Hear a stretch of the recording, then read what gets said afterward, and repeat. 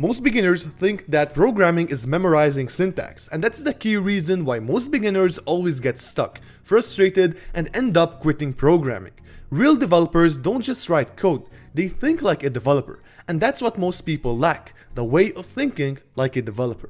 That's why in this video, I will go over 4 ways you can implement to train your mind to think more like a developer. Big problems overwhelm any developer. It's not easy to approach a problem that tells you to create, for example, a SaaS product or a website for a clothing shop.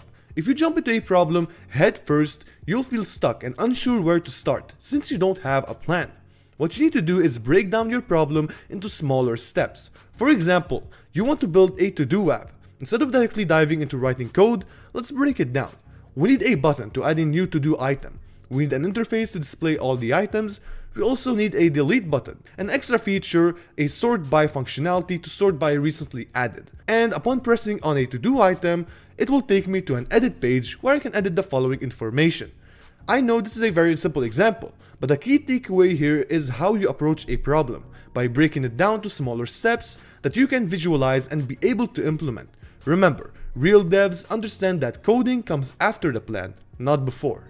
An algorithm is a step-by-step recipe to solve a problem. If you are tasked to sort numbers, you can do it the slow way. Check each number, compare it to others, and move it around until it becomes sorted. But programmers learn algorithms like bubble sort, quick, and merge sort that have clear instructions to follow. Even in daily coding, you use algorithms. For example, if I want to build the sort by recently added button, I'm going to think of a sorting algorithm. If I want to search for a task, I'm going to think of a searching algorithm. In simple terms, any feature you implement, you have to think in algorithm, or it must be powered by an algorithm. And this skill doesn't magically appear into you. You have to train, you have to solve problems and implement algorithms to be able to make your mind think in algorithm. Debugging is one of the most important skills for every developer to master, and here is why. Beginner or senior, every developer will face bugs, and the only way to catch bugs is by debugging. But the problem is, debugging is a skill that is ignored by most developers, because some don't understand the power behind it. Most beginners start panicking when facing a bug. They either paste it to ChatGPT hoping to fix the problem, or undo the changes until the error that was causing the problem disappears. But senior devs understand that bugs are not enemies, they are clues. First, devs analyze and read the error, and identify where the error is caused. Then, to solve this bug, you have to become the compiler.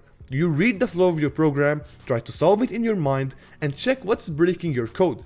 Or even better, use a built-in debugger that helps you trace your code, view how your variables are working, and how their values are changing.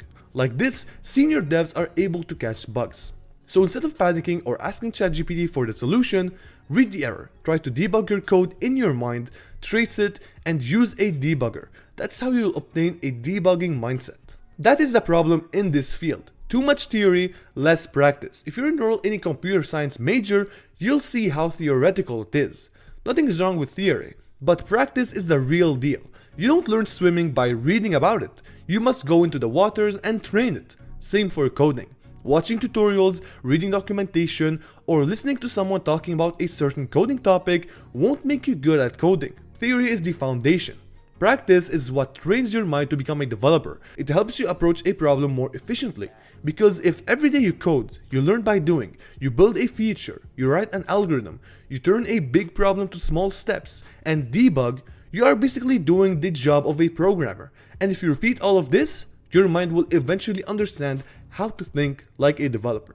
See, everything we spoke about today was narrowed down to practice, because even if you're listening to me speaking about how to think like a developer, that is not enough. Once this video ends, I want you to build something, but this time, think systematically, or even better, think like a true developer.